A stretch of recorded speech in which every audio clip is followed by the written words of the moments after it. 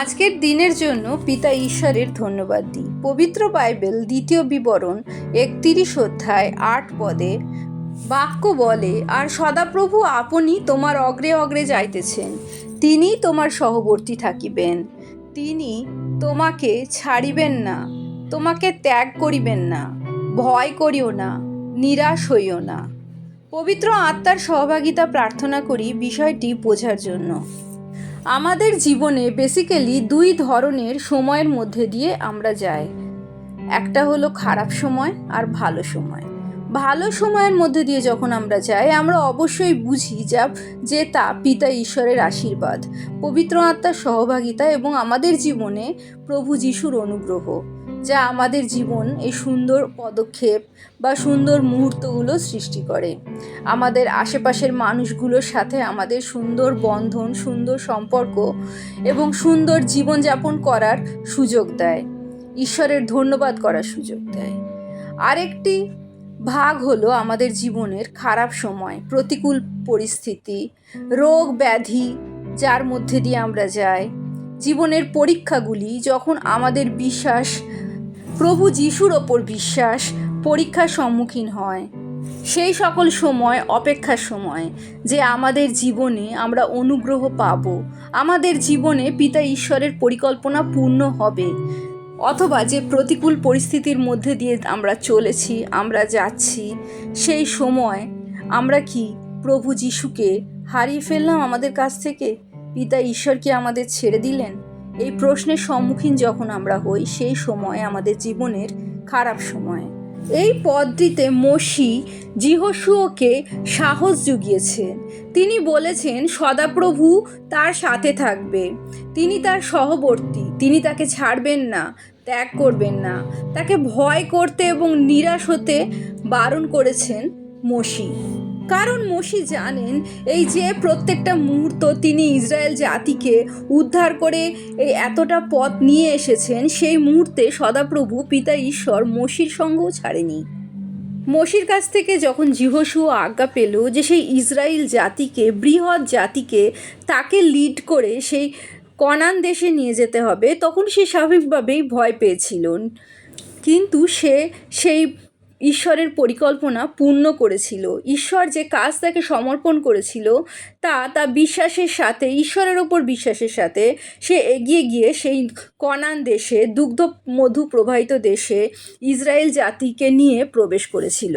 আমাদের জীবনেও হয়তো আমরা এখন কোনো প্রতিকূল পরিস্থিতির মধ্যে দিয়ে চলেছি, কোনো রোগ যা আমাদের জীবন ছেড়ে যেতে চাইছে না, যার সাথে আমরা লড়াই করছি।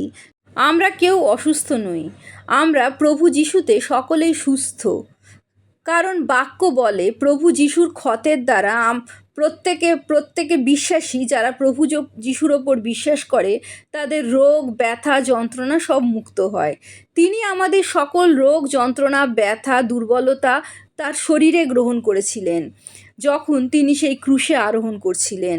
তার ক্ষতর দ্বারা আমরা সুস্থ হই। কিন্তু আমাদের শরীরে যে সিমটমগুলো দেখা যায়, যে উপসর্গগুলো দেখা যায়, সেই শয়তানের পরিকল্পনা, যা আমাদের বিশ্বাস করতে বাধ্য করে যে আমরা ভুগছি। আর এই শয়তানের প্ররোচনার সাথে যখন আমরা লড়াই করছি, তখন এই পৃথিবীতে আমাদের জীবনে আমরা রোগের সাথে লড়াই করছি, আমাদের প্রতিকূল পরিস্থিতির সাথে লড়াই করছি, যখন আমরা দারিদ্রতার সাথে লড়াই করছি, আমাদের আর্থিক অসঙ্গতির সাথে লড়াই করছি, আমাদের বেকারত্বের সাথে লড়াই করছি, আমাদের জীবনের অশান্তির সাথে লড়াই করছি।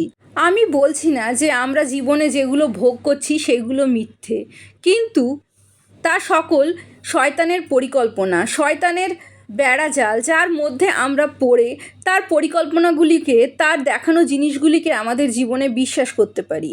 কারণ শয়তান নিজে আমাদের প্রলোভনে ফেলাতে পারে না, শয়তান নিজে আমাদের পাপে পতিত করতে পারে না, কিন্তু আমাদের জীবনে এমন পরিস্থিতি সৃষ্টি করে যাতে আমরা প্রলোভনে পড়তে, পাপে পতিত হতে বাধ্য হই।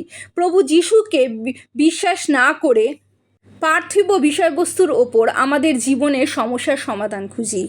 আমরা যা চোখে দেখছি, যা অনুভব করছি, তা সত্যি হলেও তার থেকে বড় সত্যি বাইবেলের বাক্য, যা বলেন তিনি যেমন আছেন আমরাও এই জগতে তেমনই আছি। প্রভু যিশু পিতা ঈশ্বরের দক্ষিণ পার্শ্বে বসে আছেন। আপনার কি মনে হয় তিনি অসুস্থ? তিনি যদি সুস্থ থাকেন তাহলে আমরা এই জগতে সুস্থ। তিনি তো এই সৃষ্টির রাজা, তিনি কি দরিদ্র? তিনি যদি দরিদ্র না হন তাহলে আমিও দরিদ্র নই, কারণ তিনি যেমন আছেন এই জগতে আমিও তেমনই আছি। যারা প্রভু যিশুকে বিশ্বাস করে ঠিক প্রভু যিশু যেমন আছেন সেও এই পৃথিবীতে তেমনই আছে। এই বাক্যটি যখন আমরা বিশ্বাস করি এবং শয়তানের প্রত্যেকটা পরিকল্পনা প্ররোচনাকে প্রভু যিশুর নামে আজ্ঞা দিই, তখন তারা আমাদের জীবন থেকে পালিয়ে যায়।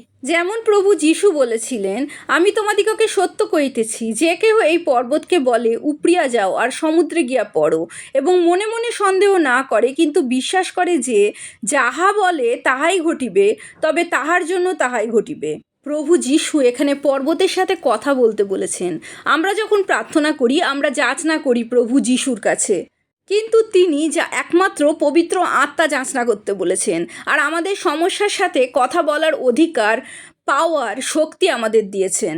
তাই আমরা যখন প্রভু যিশুর নামে আমাদের জীবনের সকল প্রতিকূলতা, রোগ, দারিদ্রতা, অক্ষমতা, মলিনতাকে আদেশ করি যেন প্রভু যিশুর নামে আমাদের জীবন থেকে চলে যায়, তারা অবশ্যই আমাদের জীবন থেকে যেতে বাধ্য হয়। কিন্তু তার একমাত্র উপায় যে আমাদের প্রভু যিশুর ওপর সম্পূর্ণ বিশ্বাস রাখতে হবে এবং বিশ্বাস করতে হবে যে আমি যে আজ্ঞা করছি প্রভু যিশু নামে তা আমার জীবনে অবশ্যই ঘটছে।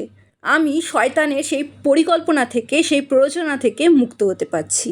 আর এই পরিস্থিতিতে পিতা ঈশ্বর সব সময় আমাদের অন্তরে থাকেন পবিত্র আত্মারূপে। মসি শুধু যিহোশূয়কেও নয়, বাইবেলের বাক্য দ্বারা আমাদেরও বলছেন, ভয় করিও না, নিরাশ হইও না।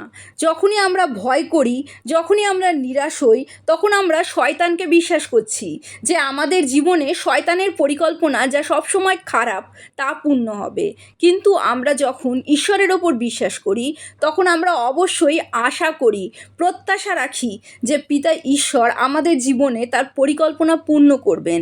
তিনি চান আমরা সুস্থ থাকি, ভালো থাকি, সমৃদ্ধ হই, ফ্রুটফুল হই এবং আমাদের জীবনের মাধ্যমে আমরা যেন প্রভু যিশুকে গৌরবান্বিত করি। আমাদের চরিত্রের মাধ্যমে যেন প্রভু যিশু প্রকাশ পায় এবং আমরা তার সন্তান হয়ে উঠি। শুধু এই বিশ্বাস আমাদের জীবনে রাখতে হবে। ভালো সময় তো আমরা উপলব্ধি করছি যে প্রভু যিশুর অনুগ্রহ আমাদের সাথে আছে, পিতা ঈশ্বরের আশীর্বাদ আমাদের সাথে আছে, কিন্তু খারাপ সময় তিনি অবশ্যই আমাদের সাথে আছেন। পবিত্র আত্মার সহভাগিতা আমাদের কখনো ছেড়ে যায় না। প্রভু যিশুর জয় হোক।